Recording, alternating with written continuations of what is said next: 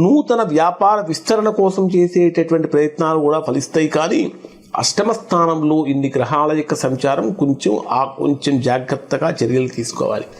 ప్రధానంగా తీసుకుంటే కర్కాటక రాశి వారికి పంచమ స్థానాధిపతి అయినటువంటి కుజుడు కూడా అష్టమ స్థానంలో సంచరించేటప్పుడు, పంచమం అంటే పంచమాత్ పూర్వపుణ్యం పంచమాత్ సంతానం అంటారు.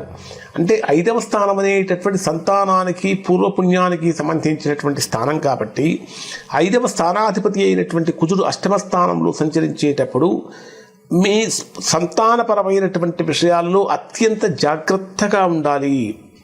ఎవరిని మనసు నొప్పించకుండా, అంటే తానవ్వక నొప్పించక తప్పించుకు తిరుగువాడు ధన్యుడు సుమతి అన్నట్టుగా ఉండాలి తప్ప ప్రతిదానికి ఇబ్బందికరంగా ఆర్గ్యుమెంట్స్ అనేటటువంటివి సంతానపరమైనటువంటి విషయాలలో పనికిరావు.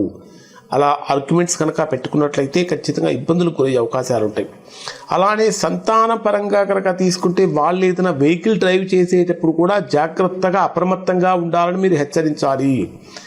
తీవ్రమైనటువంటి అనారోగ్య సమస్యలు అయితే ఈ 10 రోజుల్లో కనిపించడం లేదు. కానీ అష్టమ స్థానంలో రవి యొక్క సంచారం అనేటటువంటిది బీపీ ఫ్లక్చుయేషన్స్ ఎక్కువగా కనిపిస్తున్నది.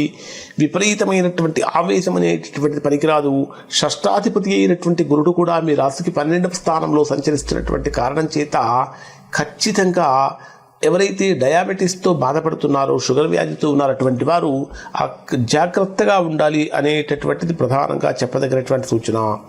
ఇక డే వైజ్గా పరిశీలిస్తే ఈ రాశి వారికి ఏ విధంగా ఉండబోతుంది అని కనుక తీసుకుంటే, దానికంటే ముందు ఈ అష్టమ స్థానంలో సంచరించేటటువంటి గ్రహాల యొక్క ప్రభావం కారణం చేత వెహికల్ డ్రైవింగ్లో జాగ్రత్తగా ఉండాలి. దశమాధిపతి అయినటువంటి కుజుడు అష్టమ స్థానంలో ప్రవేశించినప్పుడు ఉద్యోగపరమైనటువంటి విషయాలలో మీకు తెలియకుండానే సమస్యలు చాప కింద నీరులాగా విస్తరించే అవకాశాలు ఉంటాయి. రకరకాలైనటువంటి సమస్యలు కానీ, విపరీతమైనటువంటి ఖర్చులు కానీ, అసలు ఏమిటి ఖర్చులు అనేటటువంటి భావన కూడా కలుగుతుంది.